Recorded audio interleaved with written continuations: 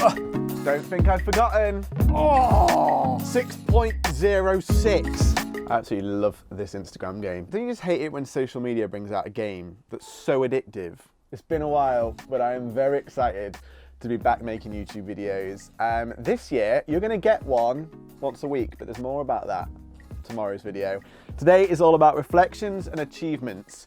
And this year has been really End of year reflections can be really good for celebrating achievements, celebrating connections you've made, having that moment for your ego of a little bit of a brag. But how often do we actually sit there and celebrate and reflect on am I happy? Have I done things I wanted to do this year? You see, it's all very well dropping names and big record labels you've worked with this year, people that are top of the game. It's great talking about that, but no, actually, it's not great talking about that. And why do I say that? Because you end up spending all of your time just comparing yourself to other people. And when you're immersed in comparing yourself to other people, what we all fail to do is see the bigger picture. We've all had that moment, scrolling on Instagram, you see somebody that's hit 1 million plays on Spotify, or maybe their single has just got into the top 10.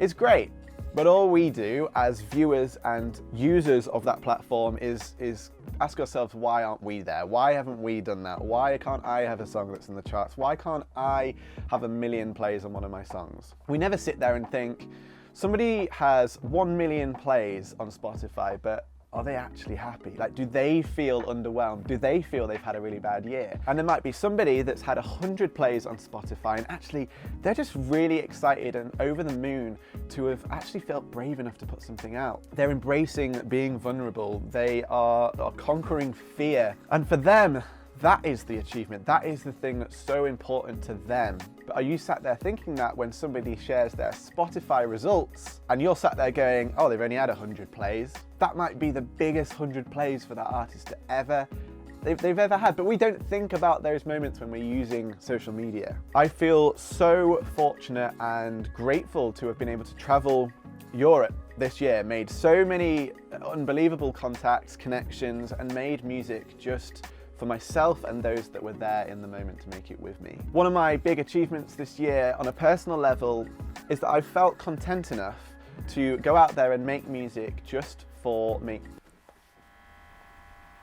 That's my radiator. Why is it making that noise? Should I be worried?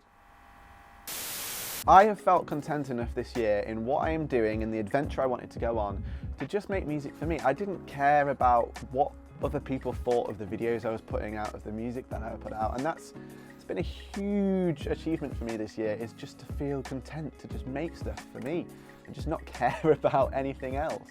That is what you guys should be sat reflecting on at the end of this year. How do you feel? Have you been true to yourself? Have you been honest? Your happiness is something that nobody can compare to anybody else because everybody has different goals and wants just for their own lives. That's what makes us individual and beautiful in our own ways, right? We live in a world where there's so much comparison and competition, and that's even between our own friends. But how often do I actually compliment people for their achievements, for hitting their goals, instead of comparing? Maybe something we can all take into next year is just complimenting people a little bit more. For them, it's a huge achievement. Something that they've done is huge for them. And it bears no weight or comparison on our own journey at all. It's just a good thing to do.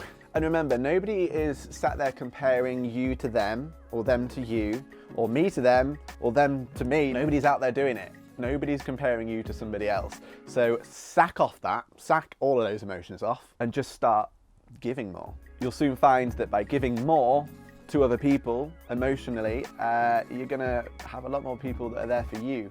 And then no matter what else you do, you're gonna feel good about it.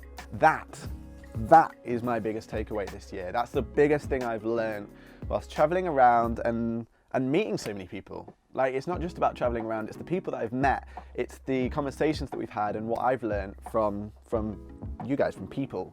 That has taught me so much that I just went, boom, I just realized that it's never about me. It's never me that everybody else is thinking about on a daily level. Only you can do that for yourself.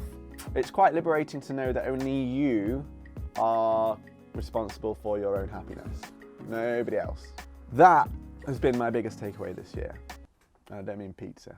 At the beginning of this video, I said this year has been and it's had its moments. It's had moments that I feel have been the shittest in my life so far this year. But it's made this year the best.